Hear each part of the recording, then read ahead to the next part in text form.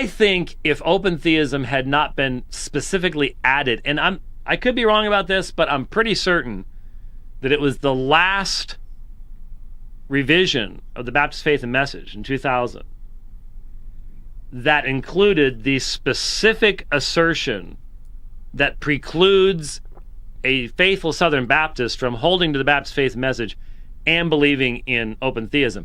I think if it hadn't been for that Leighton Flowers would be an open theist today.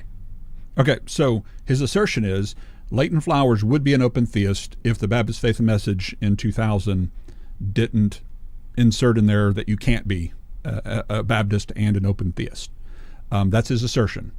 One, my particular denomination, Texas Baptist, does not require anyone to adhere to the 2000 Baptist Faith and Message. In fact, there was a divide within Texas over that issue with regard to the 63 versus the 2000, mostly based upon certain more dogmatic statements that the 2000 said with regard to women in ministry and those kinds of things, and certain Texas Baptists don't like being told what to do by state denominations and confessions.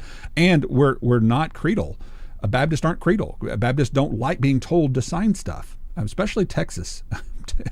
We're ruggedly independent people, and we don't like being told by hierarchical people what to do. And I'm speaking more in general terms, obviously.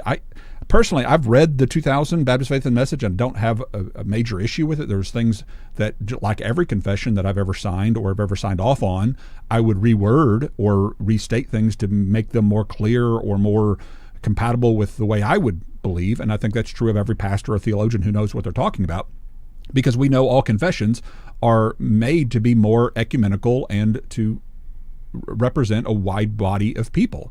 And generally speaking, I don't have a problem with the 63 or the 2000 confession. And to assert this again, this is a to the man argument. Leighton must really believe that God doesn't have all knowledge. And if it wasn't for his confessions, he just wouldn't believe it.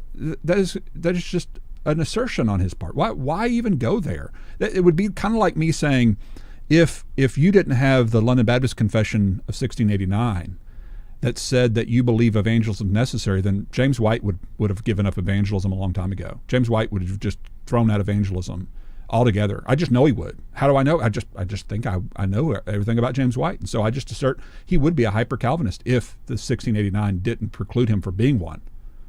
Do you see how absurd that is and disrespectful? I can't come up with my own doctrinal views, and I don't have to adhere in my convention to the 2000 Baptist Faith and Message. So to assert that I'm only adhering to it because my convention would somehow throw me out if I didn't, it's just absurd.